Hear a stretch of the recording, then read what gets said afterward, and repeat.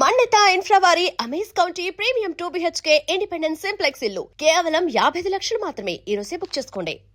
శాస్త్ర ప్రకారం మన రావుడి గారి కండలకి ఆ కుర్రవాడు గుండు లేక పిండు అయిపోయి ఉంటాడు. ఏంటి రౌడైపోయి ఉంటాడు? ఏమిటి రాముడు గారు కూడా? అయ్యా నాకేం తెలియదండి. ఈ లోపలికి వెళ్ళేది అన్నాడండి. అంతే దీపావళి అవుట్లోకి పెద్ద మోత వచ్చింది. తిరగొచ్చిన కళ్ళ దగ్గర పడి ఉన్నాడండి. ఇలా ఈడ్చుకొచ్చేసాను. అచ్చం నాకు అలాగే జరిగిందన్న. సన్మానం అనుకున్నావా? తలుచుకు సంబరపడిపోవడానికి. ఆంధ్రదేశంలో ఇన్ని పల్లెటూళ్ళు ఉండగా ఆ కుర్రాడు ఈ ఊరే ఎందుకు వచ్చినట్టు, ఆ ముసలయ్యగాడి ఇల్లే ఎందుకు కొన్నట్టు, అది ఆలోచించాలి. తమరు లేచి రాజు విడల రవితేజములు అలరగా అన్నట్టు అక్కడికి వెళ్లి ధ్వజస్తంభంలాగా నిలబడి కళ్ళు ఎర్ర చేశారంటే తనే వచ్చి మీకు ఆమె పడిపోతాడు.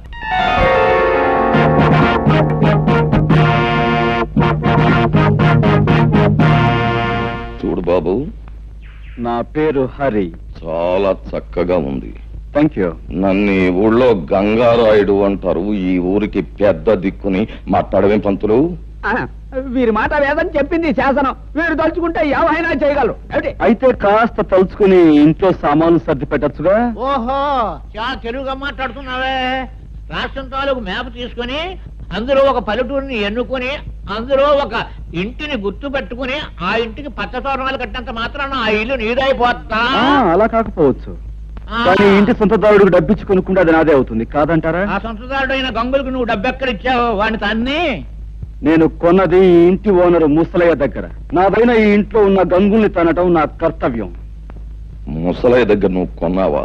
నమ్మకం లేకపోతే ఈ డాక్యుమెంట్స్ చూడండి. నేనే చదవాలా?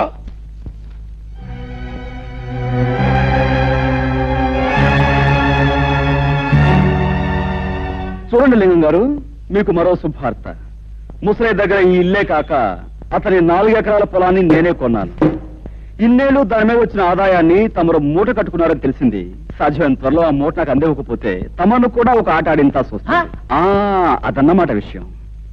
చూడబ్బాయ్ హరి, చాలా సంతోషంగా ఉందయ్యా నాకు. ఎందుకంటే మా లింగానికి వార్నింగ్ ఇచ్చే మగవాడు ఇన్నాళ్ళకి నాకు కనిపించినందుకు చాలా సంతోషంగా ఉంది. చూడు లింగం, ఆ అబ్బాయికి ఇవ్వాల్సిన సొమ్ము అనా పైసలతో మూట కట్టి పళ్ళెంలో పెట్టించే, లేకపోతే ఊరంతా చిచ్చి అని తప్పని అంటారు. చూడు అబ్బాయి హరి, మా ఓణ్ణి నేదో అన్నాడంట, ఒప్పేసరెట్టు ఎట్టేసావంట. మరి జరిగింది తప్పే గనక ఆడి కన్న తండ్రిగా నేను వచ్చి మన్నించమని అడుగుతున్నాను. నన్ను మన్నింపు కోరే కంటే మీ అబ్బాయిని కాస్త కుదురుగా ఉండమని చెప్పడం మంచిది. అది మళ్ళీ నాకు చెప్పాలా? ఎలాగూ జరిగే పని అదే. ఏగో కాగితాలు, వస్తాను. ఏంటయ్యా సూపు? వెంటనే అడుగయ్యూ పోయావంటే కరకజ్జం తినిపించేస్తాను. అన్నా, ఇంతకాలానికి ఆ వెధవల్ని తన్ని ఆ వెధవల చేత దండాలు పెట్టించుకున్నది నువ్వే. మా చిన్నప్పుడు ఈ ఊళ్ళో రుస్తుం రుద్రయ్య అని ఉండేవాడట. అన్యాయం అధర్మం అని అనిపిస్తే నీలాగే పెద్దవాళ్ళకైనా సరే బుద్ధి చెప్పేవాడట. ఇక నువ్వు మాకు కాస్త ఒత్తాసుగా ఉన్నావు అనుకో, ఊరిలో దారిలో తెచ్చేయచ్చు. దాందే ఉంది. మంచికి మంచి మనుషులకి నేను ఎప్పుడూ అండగానే ఉంటాను. పదండి. ఏ పద్మ, ఈ గొలుసు అక్కడ చేయించావే, చాలా బాగుంది. అదిగో అతనే నీ హీరో.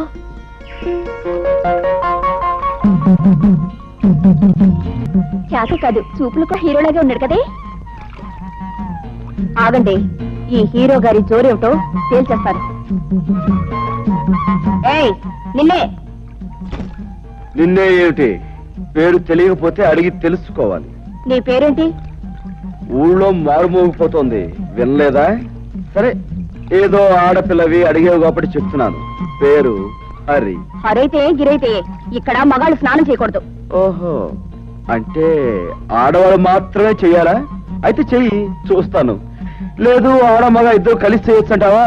నువ్వు దిగు, ఇద్దరం కలిసే కానిద్దాం. మాటలు తిన్నగా రాని. నేనెవరనుకుంటున్నావు? వంపులు సొంపులు పొగరు వెగరు సమపాళల్లో ఉన్న ఆడదాని అనుకుంటున్నాను. రైటే కదూ? ఆ రైటు మాట అలా ఉంచు. ఇక్కడ స్నానం చేయడం రాంగు. ఇది మంచినీళ్ల రేవు. ఓహో, అలాగా.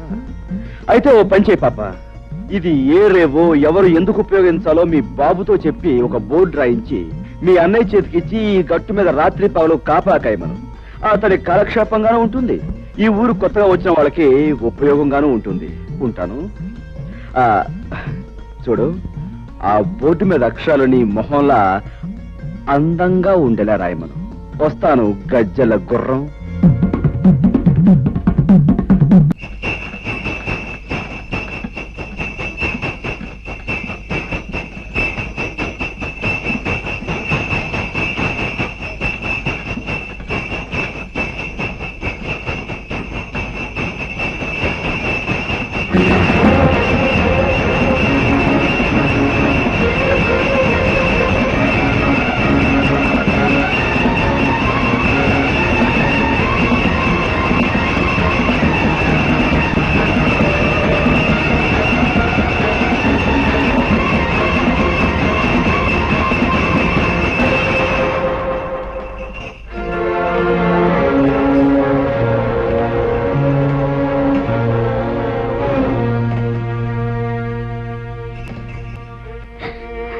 సమయానికి దేవుళ్ళ వచ్చిన పసుపు కుంకుమలు కాపాడేవు బాబు, లేకపోతే ఏమైపోయి ఉండేవాళ్ళము. అలా అనకండమ్మా. ఆ పరిస్థితిలో మనిషి అన్నవాడు ఎవడు చూసినా ఆ మాత్రం సహాయం చేస్తాడు. నీకు తెలియదు బాబు, ఈ ఊరు మమ్మల్ని వెలేసింది. మాకెవరు సహాయం చేసినా ఈ ఊరి పెద్దలు వాళ్ళ మీద కక్షి కడతారు. ఊరు నుంచి వెలేసేంత నేరం మీరేం చేశారు?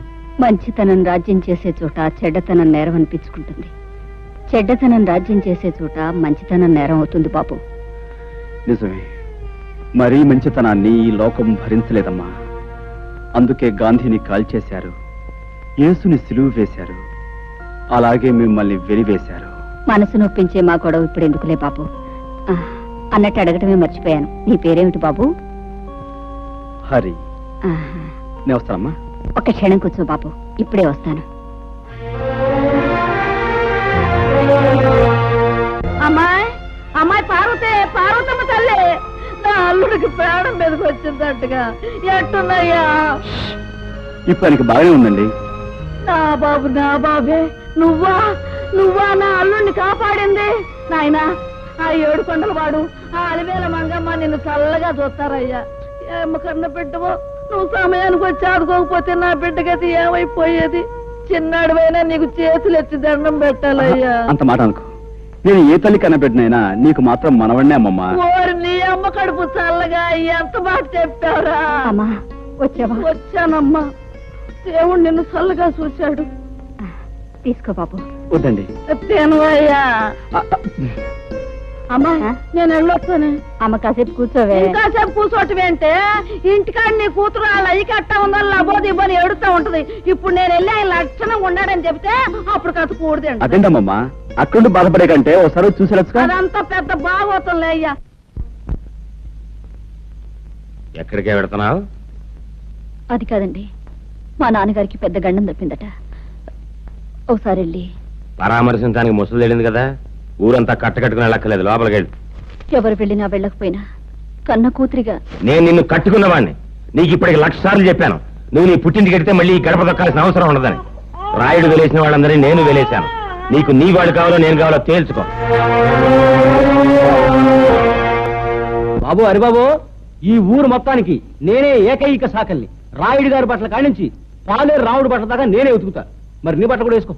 అక్కర్లేదు, నా బట్టలు నేనే ఉతుక్కోగలను. పోహారిని బాగా గంజెట్టి ఇస్త్రీ చేసిన పంటలలాగా ఉన్నావు. నువ్వు మనుషుల్నే కాక బట్టలు కూడా ఉతుకుతావా? శబాసానికి రాడు పో.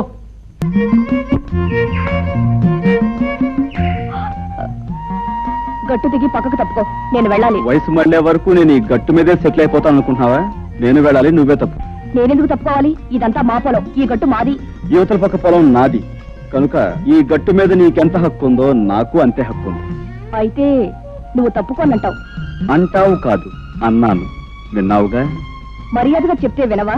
నాకు నచ్చని విషయం అమర్యాదగా చెప్పినా వినను. సభ్యతున్నవాడివైతే ఆడపిల్లకి మర్యాద ఇచ్చి తప్పుకోవాలి. సంస్కారం ఉన్నదానివైతే మగ పిల్లవాడికి మర్యాద ఇచ్చి నువ్వే తప్పుకోవాలి. ఏమిటి, నీకు నేను మర్యాద ఇవ్వాలా? మర్యాద ఒక్కటే ఇవ్వాలని రూల్ లేదు. ముద్దు ఇవ్వచ్చు, మనసు ఇవ్వచ్చు, సొగసు ఇవ్వచ్చు. నన్ను పొరదలో పడేస్తావా? ఉండి నీ పని చెప్తాను. ఏంటి చెప్పేది వంకాయ్? ఇదిగో, ఇప్పుడు బురదలో పడేలా చేశానా? 4 రోజులు తిరక్క ముందే నిన్ను నా గుండెల మీద పడేలా చేస్తాను. చేస్తావు. ఏమిటి నువ్వు చేసేది? చింతకాయ పచ్చడి? పచ్చడి కాదే, పోట్ల గిత్త పందెం. నువ్వు నా మీద పడి కౌగిలించుకుని తీరుతావు, అప్పుడు నేను నిన్ను ఖచ్చితంగా ముద్దు పెట్టుకుని తీరుతాను. చూస్తుండు. ఏమిటయా ఏమిటి మీ గోల? ఎరువుల కోసం దరఖాస్తులు పెట్టుకున్నాం. మరి నిన్న సాయంకాలం దిగిన ఎరువులు ఇవాళ ఉదయానికి అయిపోయంటే మేమేమైపోవాలి బాబు గారు? అవును బాబు గారు, చాలా అన్యాయం. ఏమిటా అన్యాయం? ఎరువులన్నీ మేము ఏమన్నా పిండి వంట చేసుకుని తినేసేసామా? ముందు వాళ్ళకి ముందు ఇచ్చాం, తర్వాత కోట వచ్చినప్పుడే మీకు. శాస్త్ర ప్రకారం ఈ సంవత్సరం ప్రారంభకాలం నుంచి కుజుడు కుంటినలకే నడుస్తున్నాడు. మళ్ళీ కోట ఎప్పుడు వచ్చేది? కుజుడు బుధుల్లోకి వెళ్ళి రేపటి ఇంగ్లీష్ పేపర్లో ఇవాళ తాజా వార్త. కుజుడు బుధుల్లోకి రాకుండానే అక్కడ గోడౌన్ తలుపులు తెరుచుకుంటున్నా.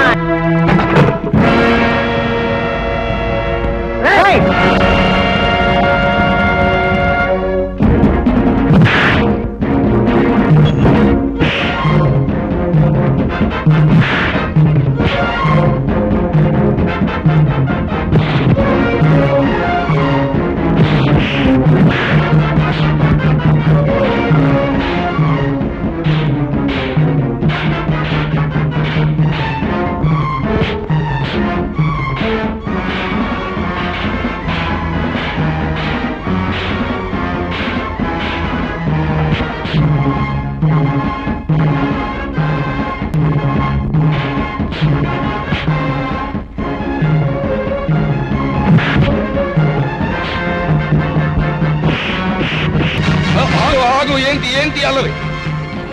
అల్లరి కాదు రాయుడు గారు, మీ ఆధ్వర్యంలో జరిగే అన్యాయాన్ని అరికట్టే కార్యక్రమం. ఏంటి నా ఆధ్వర్యంలో అన్యాయమా? నాకే అర్థం కావట్లేదు. మీకు అర్థం కాకపోవచ్చు, కానీ లింగానికి పూర్తిగా అర్థమై తీరాలి. అయ్యి బాబా నాకా పేద రైతులు చదివితే ఎరువులు అయిపోయాయని చెప్పాడు ఈ పెద్ద మనిషి.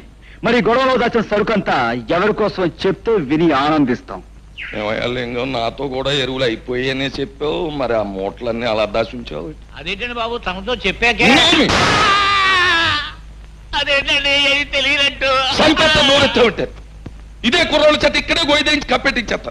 పంతులు అయ్యా ఒక కాపుగా చూడారి బాబు, నీలాగే నేను అన్యాయాన్ని అధర్మాన్ని సహించలేను. మా లింగం పేద రైతులను ఇలా మోసం చేస్తున్నాడని నాకు ఇప్పుడే తెలిసింది. ఇంకెప్పుడు ఇలా జరగనివ్వను. ఇప్పుడున్న ఎరువులన్నింటినీ పేదలైన రైతాంగానికి వెంటనే పంపిణీ చేయించేస్తాం. చాలా సంతోషం, మీరు మంచివారని విన్నాను.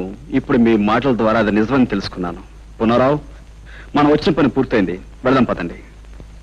ఇది ఎక్కడ దారుణం అండి? దాచి ఉంచు బ్లాక్ లో అమ్ముకుందామని చెప్పింది మీరేగా.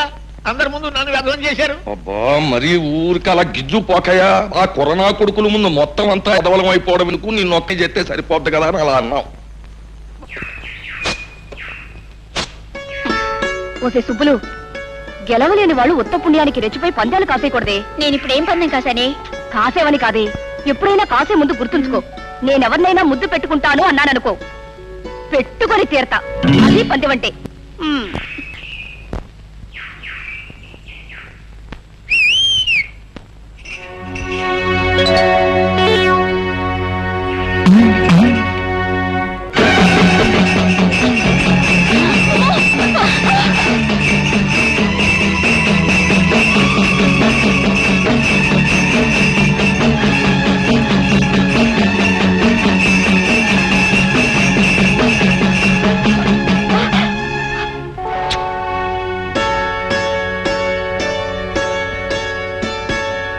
ఇప్పుడేమంటావు?